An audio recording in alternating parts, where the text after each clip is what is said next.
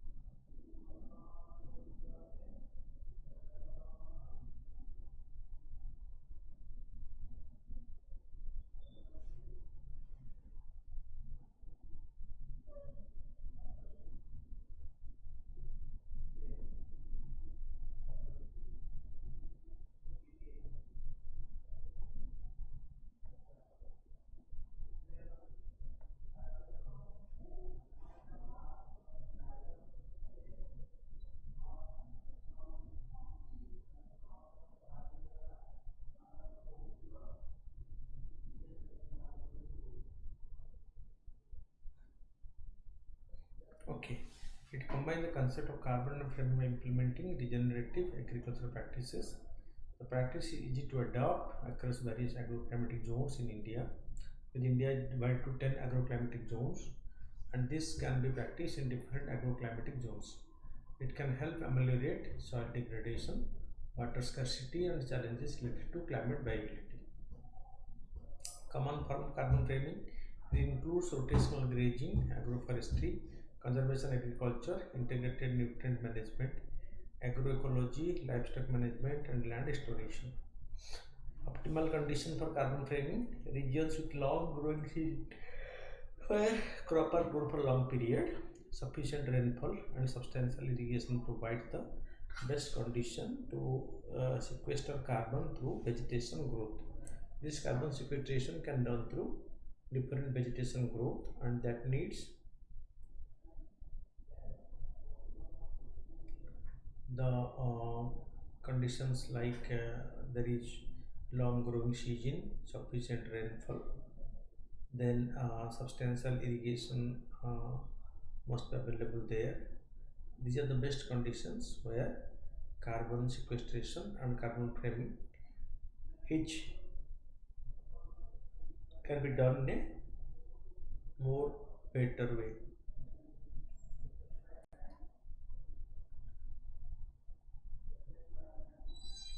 In regions with adequate rainfall and fertile soil, the potential for carbon sequestration through practice like agroforestry, integrating tree and shrubs with crops, and conservation agriculture, minimizing soil disturbances may be particularly high.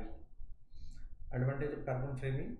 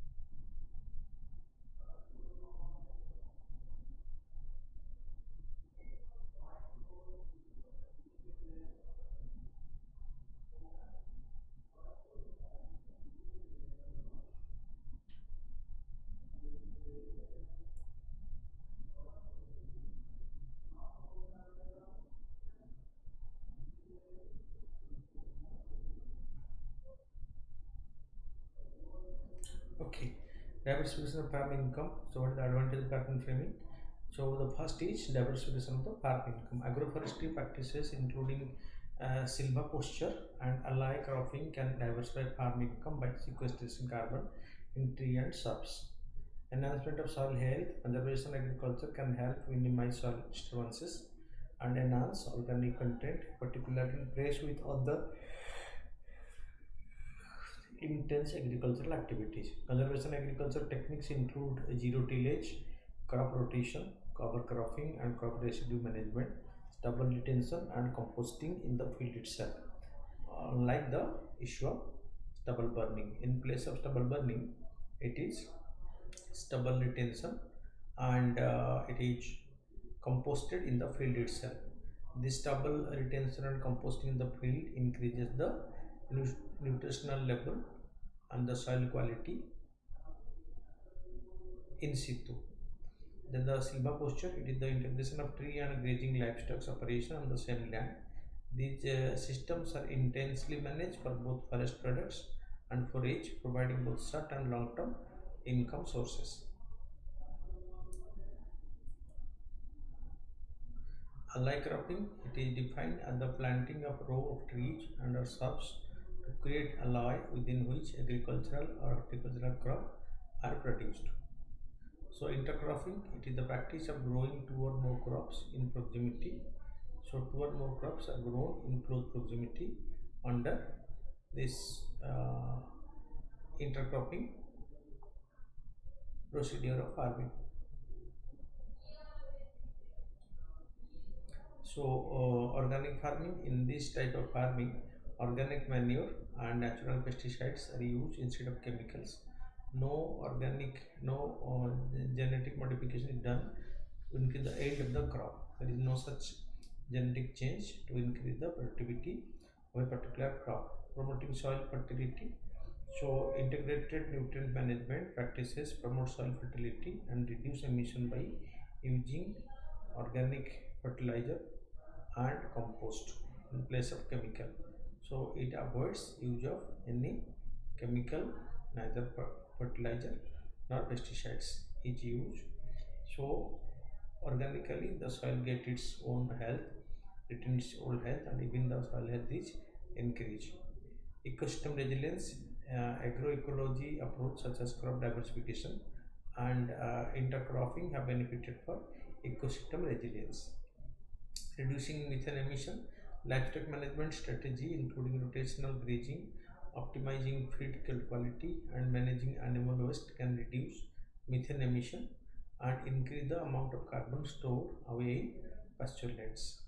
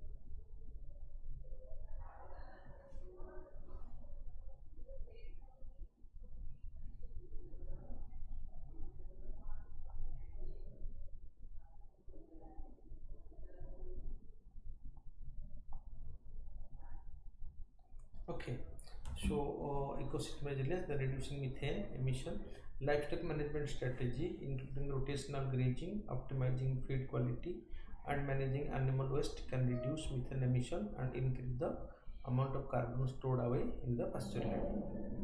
So challenges to carbon framing, limited water availability, it can hinder the growth of plants, thus restricting the potential of sequestration through photosynthesis. For example, practice like the cover cropping, which requires additional vegetation between main crop cycle, may not be viable due to the added water demand, because if you grow more, you need to provide more water. It is the biggest challenge. Carbon framing can be challenging in hot and dry area where the availability of water is limited and prioritize for drinking and washing needs. Carbon sequestration, it is a climate change mitigation technology where carbon dioxide is captured from power plants and other industrial processes instead of being emitted to the atmosphere. They are captured and stored beneath the earth. The captured CO2 then stored in the subsurface with the goal of keeping it out of the atmosphere for an indefinite period, but it is too costly and this is an experimental stage right now. Practically, how far it will be useful has not yet been demonstrated properly, but experiments became successful in this.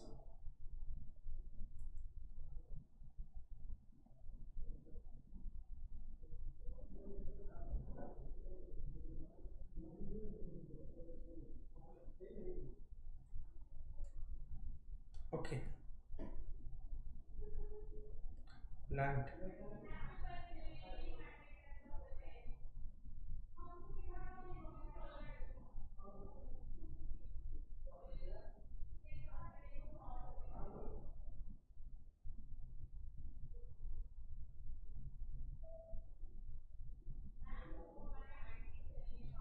Okay, plant selection for carbon sequestration. Selecting which plant to grow also become crucial because not all species of plants trap and store carbon in the same amount or in any equally effective manner.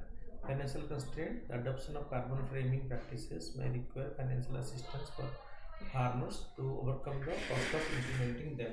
In India, small-scale farmers may lack the resources to invest in sustainable land management practices and environmental services because in India, most of the farmers are small and marginal farmers. So, it may not be viable, financially viable, and technically possible for them to adapt to these practices, which will be beneficial for the environment. Global Carbon Framing Scheme, the Chicago Climate Exchange, and the Carbon Framing Initiative. Australia, it demonstrates effort to incentivize carbon mitigation activities in agriculture. The process ranges from non-tilling farming, growing crop without disturbing the soil, to reforestation and pollution reduction. Kenya's agricultural carbon project, it highlights the potential for carbon framing to address climate mitigation and adaptation and food security challenges in economically depending developing countries. 4 per thousand initiative, it was launched during the COP21 climate talk in 2015 in Paris and aims to increase soil organic carbon sequestration through sustainable practices. Okay, then the second topic is government initiative on the. So in this domain, let's see the yes part two of this. The government. So first is the requirement, second is the second part is or the government initiative. Green credit scheme by the government of India. It aims to promote and support sustainable practice, including those in agriculture. National mission on natural farming. Three main objectives: sustainably increasing agricultural productivity and income, adapting and building resilience to climate change, reducing greenhouse gas emission whenever possible are the three major focus area of the National Mission on Climate Natural Farming. Opportunity in India, viability of organic farming, grassroots initiatives and pioneering agrarian research in India are demonstrating the viability of organic farming to sequester the carbon. In this regard, agroecological practices in India could yield significant economic benefits with the potential to generate $63 billion in value for approximately 170 million hectares of arable lands. So, with this little potentiality, this is being promoted around the world and in India right now. Sustainably across geographical regions with extensive agricultural lands such as the Indo-Gangetic Plain and the Deccan Plateau are all suitable to adopt carbon framing, whereas the mountainous terrain, Himalaya, is less suited. Coastal area are prone to salination and have limited access to resources, thus limiting the adoption of the traditional farming practices. Enhancing food security, carbon credit system can incentivize farmers to by providing additional income through environmental services. Agricultural soils can absorb 3 to 8 billion tons of CO2 equivalent every year over the 20-30 years. This can bridge the gap between feasible emission reduction and the indispensable stabilization of the climate. Thus, carbon framing could also be a sustainable strategy to mitigate climate change and enhance food security in India. Scaling the carbon framing could require concerted efforts to address challenges of limited awareness, inadequate policy support, technological barriers, and an enabling adoption environment. Promoting carbon framing is in India's interest to mitigate climate change, improving soil health, enhancing biodiversity, and creating economic opportunity for its adopters. Okay, the next topic is a topic of science along with that mythology. So the issue of the debate around the sunbeam or the Surya Tilak. The article discussed the debate around the sunbeam Surya Tilak, focus on the forehead of Ram idol in Ajodhya temple. Okay, on the day of the Ram Navami. Some scientists criticize the involvement of the Indian Institute of Astrophysics, arguing its mixed science with religion and challenges scientific principle. The debate around a sunbeam or Surya Tilak. The debate began when a focused sunbeam Surya Tilak was engineered to fall on the forehead of the Ram idol in Ajodhya.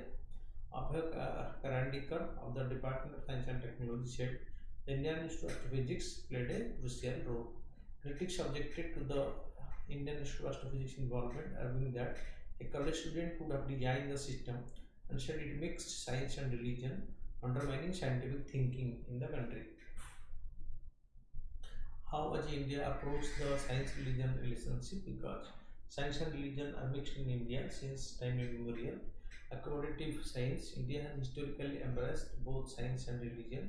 The 1956 Calendar Reforms Committee, led by H. Meghnad Shah, adjusted local calendars with national standard while accommodating religious practices.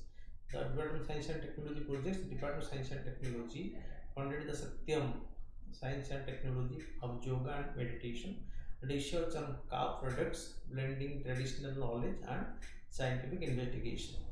Temple projects, the Central Building Research Institute (CBRI) and the Indian Institute of Astrophysics help in temple projects like setting up the Surya Tilak, showing how scientific principles are incorporated into religious context.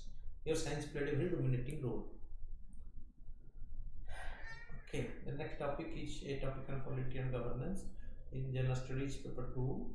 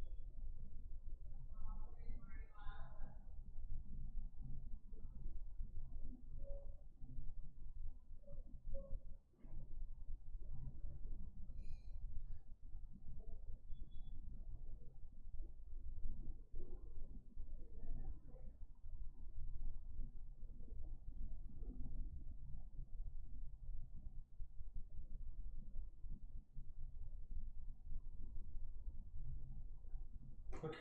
So recently, the election siege in India is debating fundamental constitutional question around religion-based reservation, in particular question around the Muslim quota. So recently, the issue of 5% reservation quota given to Muslim in Andhra Pradesh in 2004 has also resurfaced debate surrounding religion-based reservation. Constitutionality of religion-based reservation, equality versus equity. The Indian Constitution moves beyond mere equality and ensures equity, allowing for differential treatment or special measure historically disadvantaged group. Dynamic concept of equality. The Supreme Court has held that equality is a dynamic concept with many aspects and dimensions, and it cannot be cribbed, cabined, and confined within traditional and doctrinal limits. Okay, so because it is very wider in context. Formal equality, it is concerned with equality of treatment, treating everyone the same regardless of outcomes, which can at times lead to serious inequality for historically disadvantaged groups. It is concerned with equality of outcomes. Affirmative action promotes this idea of substantive equality. Article 16.4 and 15.4. These articles empower the state to make provisions for reservation in favor of backward classes and social and educational backward classes, including scheduled caste and scheduled tribe. Article 15 especially prohibits the state from discriminating against citizens on ground only of both religion and caste, along with sex, race, and place of birth.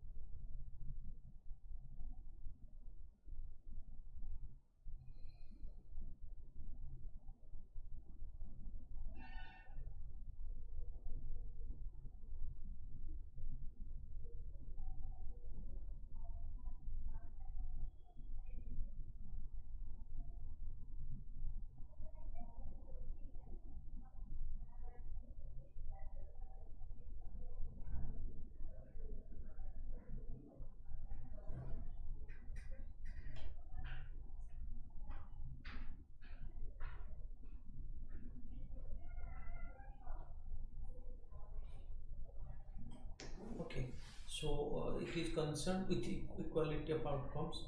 Affirmative action promotes this idea of substantive equality. Article 16.4 and 15.4. These articles empower the state to make provisions for reservation in favor of backward classes and social and educational backward classes, including scheduled caste and scheduled tribes. Article 15 especially prohibits the state from discriminating against religion on grounds only of both religion and caste, along with sex, race, and place of birth. Non-discrimination clause in the Supreme Court judgment in the state of Kerala versus N.M. Thomas, reservation is considered not an exception to the equality non-discrimination clause of Article 15.1 or 16.1, but as an extension of equality. The crucial word in Article 15 and 16 is only, which implies that if a religious, racial, or caste group constitute a weaker section under Article 46 and constitute a backward class, it would be entitled to special provisions for its advancement. Some Muslim castes were given reservation not because they were Muslim, but because these castes were included within the backward class. Reservation was given without reducing the quota for SC, ST, OBC by creating a sub-quota within the OBC. Religious-based reservation in some states, Kerala, Muslims were included in the OBC category, forming a sub-quota within the overall OBC reservation. Muslim sub-quota religion-based reservation was first introduced in 1936 in Travancore, Cochin state. Okay, the state of Travancore in Kochi. After the state of Kerala was formed in 1956, all Muslims were included in one of the 8 sub-quota category, and a sub-quota of 10%, now 12% was created within the OBC quota. OBC reservation was given to the Mandal Commission recommendation. Karnataka in 1995 implemented 4% Muslim reservation within the OBC quota. 36 Muslim castes which are part of the central list of OBC are included in the quota. Tamil Nadu, based on the law in 2007, reservation provided within the 30% OBC quota. A subcategory Muslim was 3.5% reservation. This did not include upper caste Muslim. The Act gave reservation to some Christian caste, but this provision was subsequently removed on the demand of the Christian themselves. Andhra Pradesh and Telangana, the question of giving Muslim reservation along with 112 other community or caste was referred to the Andhra Pradesh Backward Class Commission in 1994. In 2004, based on the report by the Commission of Minority Welfare on the social, economic and educational backwardness of the Muslims,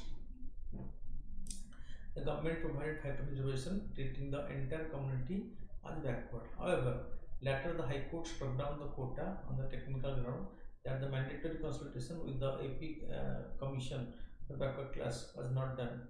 It was held that the minority welfare report was bad in law because it laid down the no criteria for determining backwardness.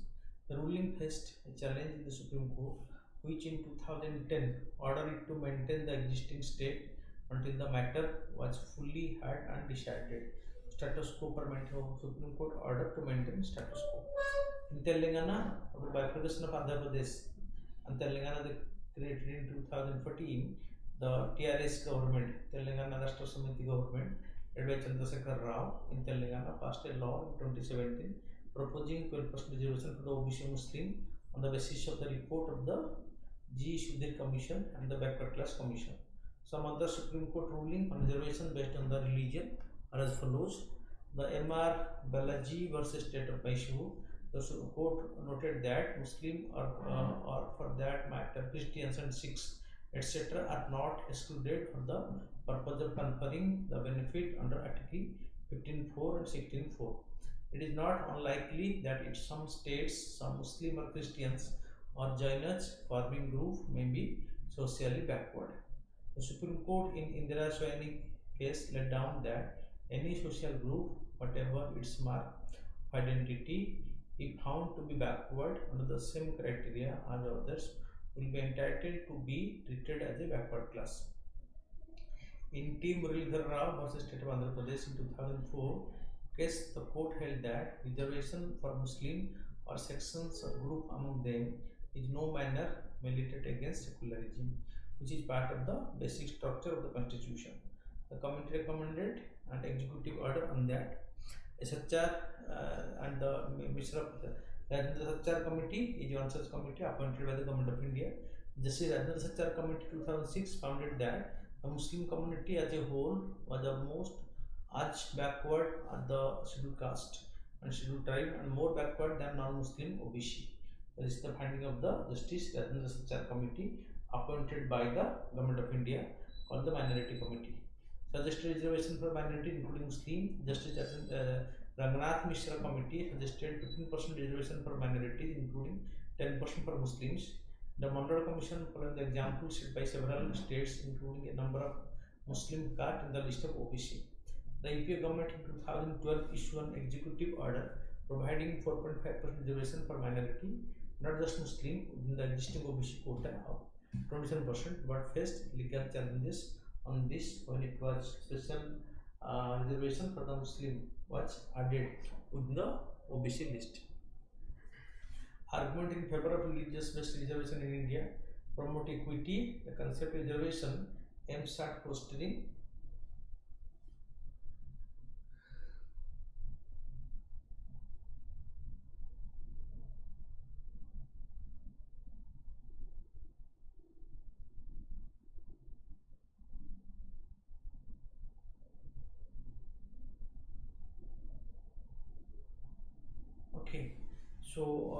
implementing reservation based on religion could extend this principle to religious minority who historically lag behind in education and financial stability. Constitutional mandate, Article 15.1 of the Constitution, prohibit discrimination based on religion. The Supreme Court in case like the Naisula Das versus State of Uttar Pradesh has emphasized that this constitutional provision extends to all political and societal rights. Article 341 of the Constitution And the 1950 Presidential Order stated that only Hindus are entitled to inclusion within the SC. However, Sikh were included within SC in 1956 and the Buddhist in 1990. Muslim and Christians remain excluded. It could be argued that these two each religious-based reservation policy when these two communities were not added. Empowerment and social upliftment, religion-based reservation could potentially uplift.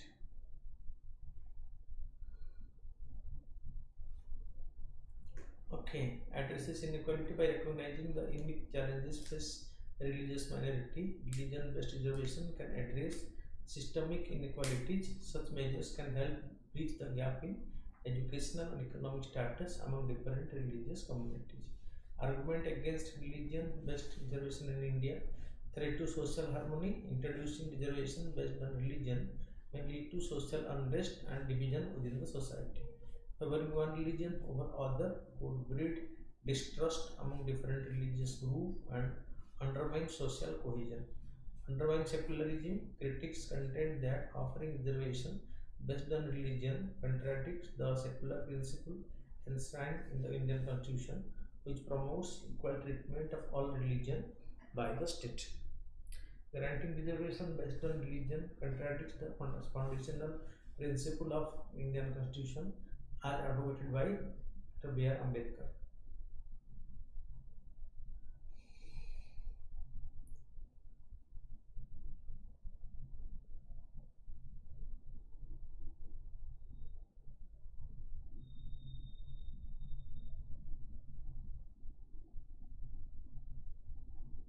Okay, so grant reservation based on religion contradicts the fundamental principle of the Indian Constitution as advocated by B.R. Ambedkar, the founder of Indian Constitution.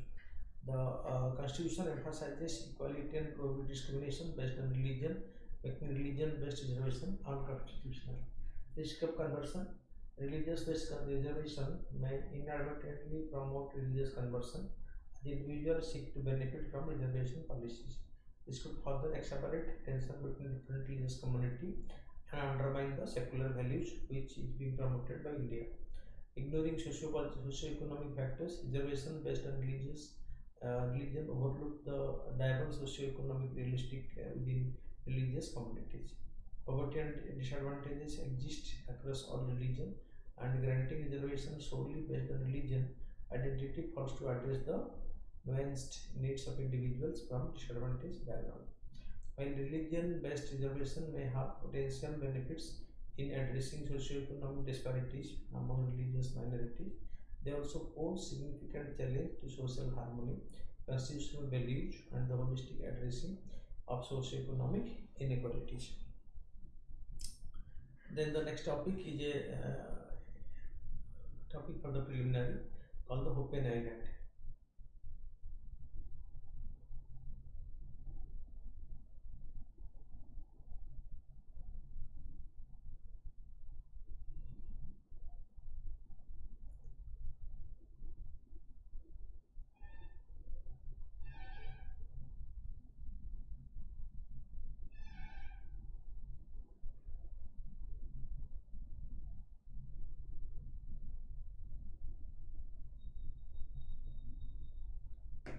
Okay, a researcher has reported that the first instance of the walrus death due to bird flu on Hoppen Island in the Svalbard archipelago. What is this Hoppen Island? Hoppen Island is located in the southernmost part of the Svalbard archipelago, Norway. It is part of the southeast Svalbard natural reserve. Its island is mostly covered by a rock and continuous permafrost with a very narrow beach. The island is home to significant number of polar bears, especially during winter when the island is surrounded by sea ice. The subpopulation of the Ursus maritimus found here is genetically distinct and associated with the Barents Sea region.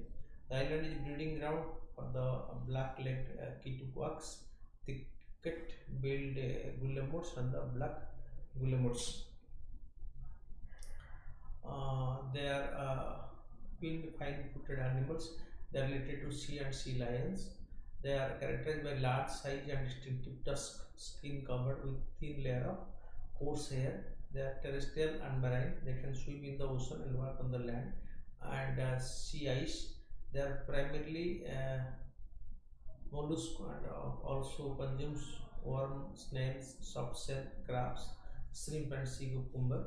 Arctic and subarctic regions near the North Pole, including the Pacific, Atlantic and Arctic Ocean, they are located. Currently, the primary threat is climate change. They are historically hunted commercially. I have seen them as vulnerable. They are keystone species in the Arctic marine ecosystem. That is the important. They are called the keystone species in the Arctic marine ecosystem. Then the magnetic resonance imaging (MRI). The MRI market is projected to hit 9.8 billion by 2018. This technology plays a pivotal role in medical science, offering diverse applications throughout the human body. About MRI, it is a non-invasive medical imaging technique that provides detailed image of internal structures in human body, including organs, bones, muscles, blood vessels, and joints. How does MRI work? MRI leverages the magnetic property of hydrogen atom, which are abundant in the body's fat and water content. The procedure involves four main components: superconducting magnet that generate a strong magnetic field around the target body part, radio frequency pulses which excite hydrogen among releasing their energy level, that the Lambert frequency is the specific frequency at which hydrogen atoms resonate and absorb radio waves varying by magnetic field strength and tissue type. After the pulse, hydrogen atoms emit energy as they revert to their normal state, which is captured by a detector and converted into image by a computer. Significance of MRI: it is used to obtain image of soft tissue within the body. It is widely used to image the brain, the cardiovascular system, the spinal cord and joints, various muscles, liver, arteries, etc. MRI is particularly crucial for diagnosing and monitoring various cancers such as the prostate and the rectal cancer, and also essential for tracking neurological conditions including Alzheimer's disease, dementia, epilepsy, and the stroke.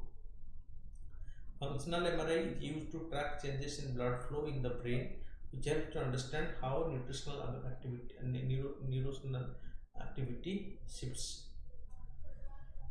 The next topic is on the drip pricing. Consumer often face drip pricing while purchasing any commodity or service. Considering this, the Department of Consumer Affairs asks consumer to reach out to the ministry if they observe any drip pricing. So drip pricing is a marketing strategy where initially only a portion of the product or service total cost is shown. The full price is disclosed progressively as the consumer moves through the purchase procedure.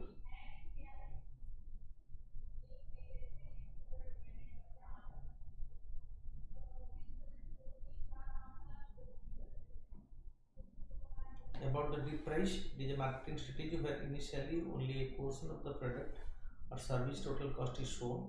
The full price is disclosed progressively as the consumer moves through the purchase process. Strategy used: the strategy often involves considering uh, concealing essential fee like tax or booking fee, or excluding necessary add-on such as internet access or amenity that is essential for the use of the product or service.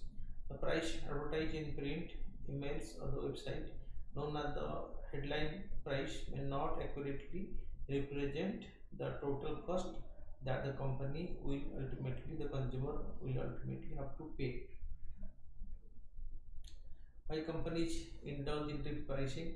Business use dip pricing to attract customer by starting with a lower price and hoping that they will continue with the purchase even after seeing additional cost later. Impact on customer behavior: dip pricing can make it difficult for consumer to compare price effectively. Sellers suffering transparent place at disadvantage. Dip pricing may put sellers who often more transparent pricing at the keeping putting them at disadvantage.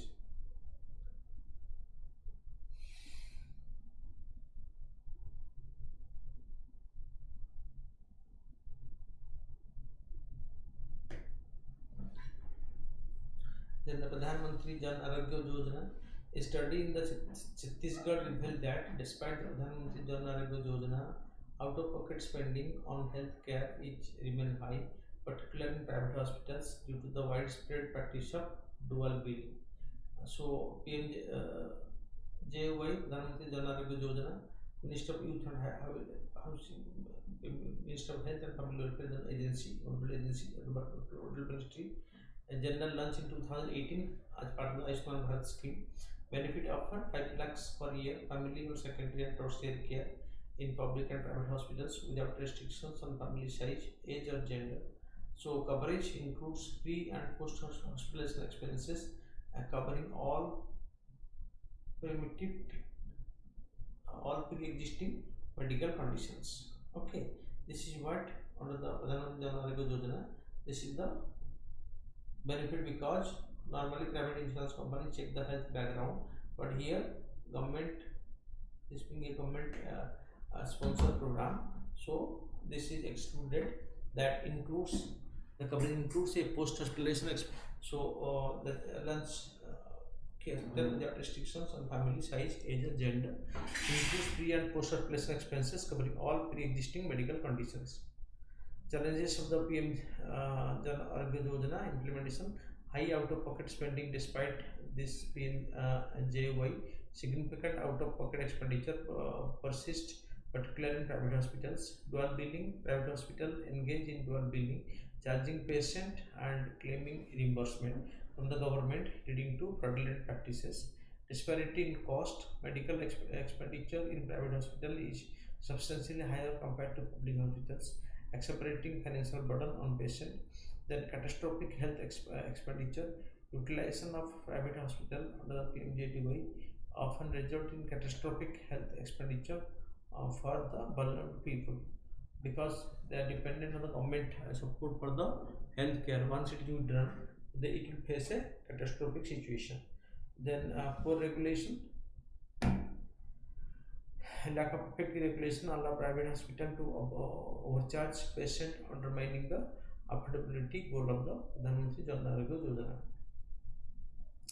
Limited access for vulnerable groups. Vulnerable group sections like the scheduled tribe, women predominantly rely on public hospitals, limited their access to private sector benefits provided by the Pradhan Mantri Jan Arogya Yojana.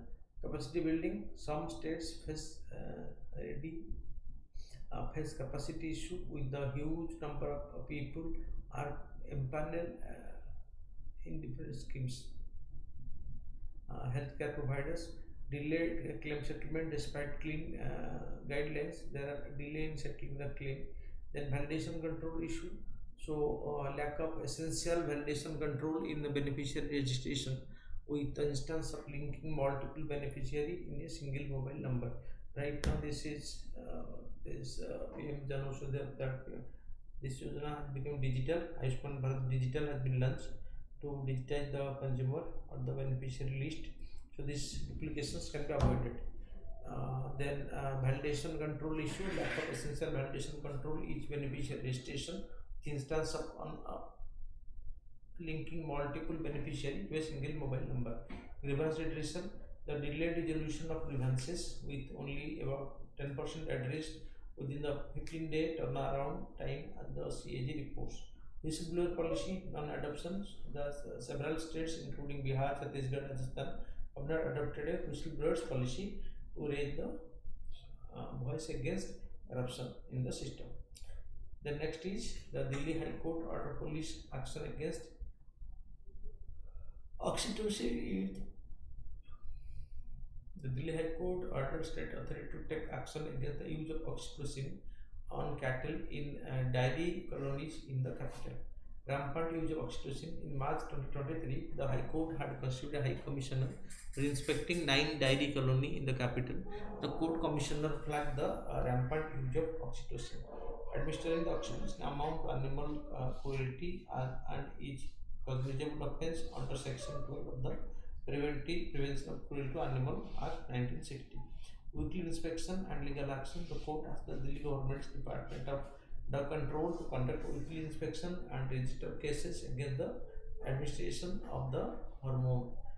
that source touching. It asked the Delhi police to identify the source of oxytocin production, packaging and distribution, and take action in accordance with the law in operation. Oxytocin, also known as the live hormone, oxytocin is secreted by the pituitary gland of mammals during sex, childbirth, lactation, and social bonding.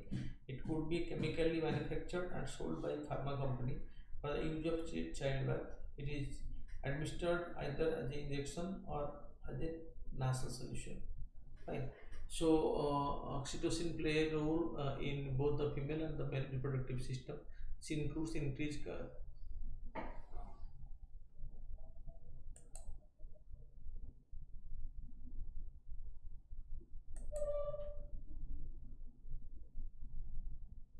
okay. So oxytocin play a key role in both female and male reproductive system. This includes increasing contraction of the induced labor pain, labor and birth, and release the milk from the breast after birth. It also acts as a chemical messenger in the brain and influences important elements of human behavior such as social recognition, relationship formation, and long-term emotion attachment. Significance: it is used in crucial to new prevent new mothers from excessively bleeding after giving birth, a common cause of mental death. According to Indian Sample Registration Scheme survey conducted in 2001-2003, postmortem hemorrhage accounted for 13% of the mental death in the country. Concern associated misuse of oxytocin. It is being used illegally to increase milk production in dairy animals, which are forced to produce milk through painful procedure and can become infertile with long-term use. Health impact overuse on milk cattle to improve production harms not only the cattle's health but also the health of human consuming the milk. There is concern about the milk from the oxytocin treated animals may contain residue of the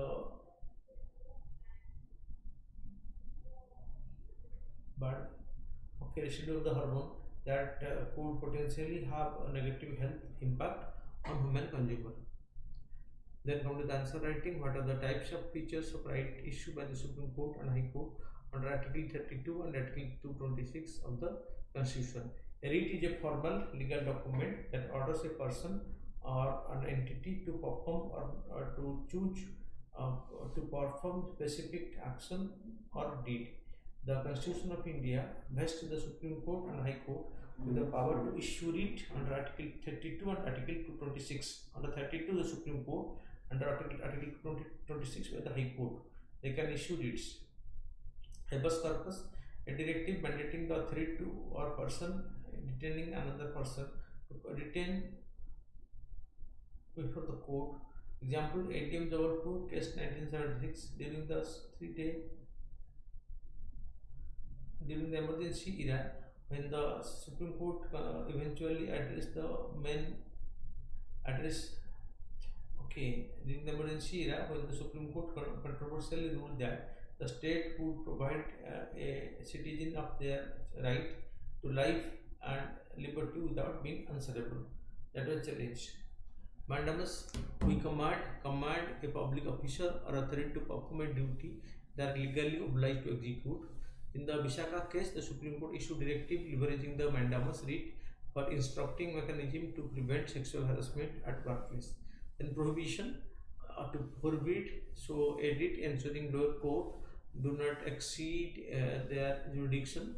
In the Rupa Ashok Hure versus Ashoka Hure and another case, the Supreme Court used the writ to clarify its own power regarding the consideration of the judgment. Then the certiorari to be certified, it enabled the higher court to review and, if necessary, quash decision of lower courts or tribunals. In the Mumbai Kamgar Sabha versus M.R. Meher case, the Supreme Court exercised this writ to quash an individual industrial tribunal decision that was pending, was found to be led by the errors.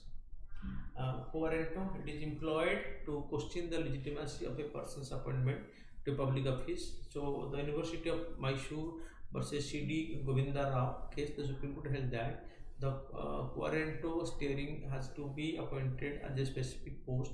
The person must satisfy all the requisite conditions. Feature of writs issued by the Supreme Court and High Courts under Article 32 and 226. Scope.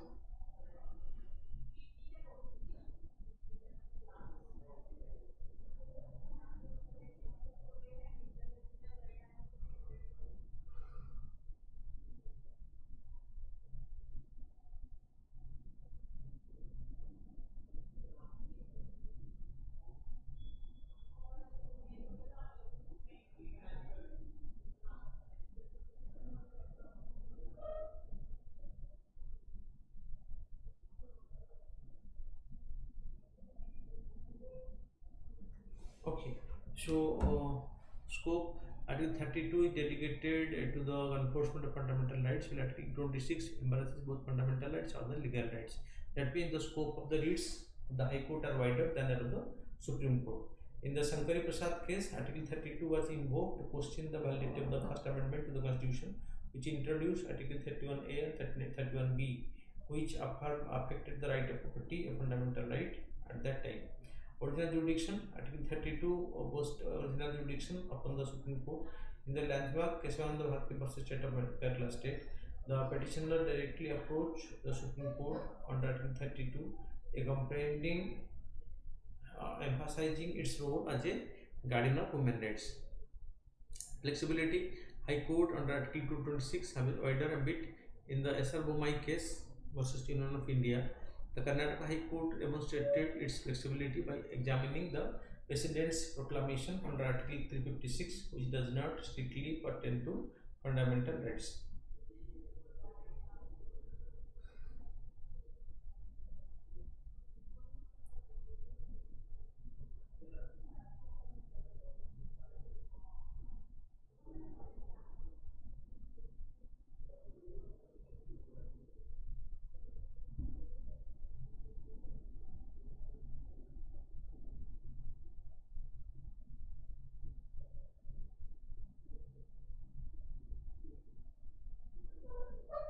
Okay. Then power of parliament. The parliament can, under specific condition, empower the court to issue writs but cannot encroach upon the High Court's jurisdiction.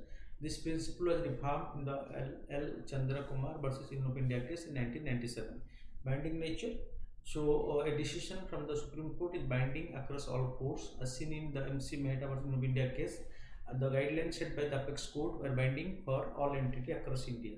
Suspension, Article 359 during the emergency said the President suspend the enforcement of fundamental rights. This was invoked during the emergency era 75 to 77, suspending citizens' right to approve the court under Article 32. Enforcement, both the Apex Court and High Court ensure the proper execution of the writ. Muhammad Hanif Qureshi versus State of Bihar in 1958 case saw the Supreme Court employing its power to ensure the enforcement of its judgment, ensuring its pivotal role in upholding justice. Writ jurisdiction symbolizes the judiciary's commitment to preserving the rule of law in India. The power to issue writ granted by the Supreme Court and High Courts ensure a robust mechanism to prevent violation of fundamental rights and enforcing the Constitution's spirit. So all these for today. Keep on watching regular update yourself. Thank you for watching.